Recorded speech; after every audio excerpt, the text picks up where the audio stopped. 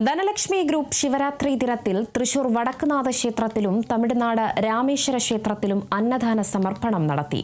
കരുണ, പങ്കിടൽ, മനുഷ്യസ്നേഹം എന്നീ മഹത്തായ മൂല്യങ്ങൾ ഉയർത്തിപ്പിടിക്കുക എന്നതാണ് അന്നദാനത്തിലൂടെ ധനലക്ഷ്മി ലക്ഷ്യം വെക്കുന്നത്. ധനലക്ഷ്മി ഗ്രൂപ്പ് ചെയർമാനും ഫൗണ്ടറുമായ ഡോക്ടർ വിപിൻ ദാസ് കടങ്ങോട്ടിന്റെ ദീർഘനാളത്തെ ആഗ്രഹമാണ് നിറവേറിയത്.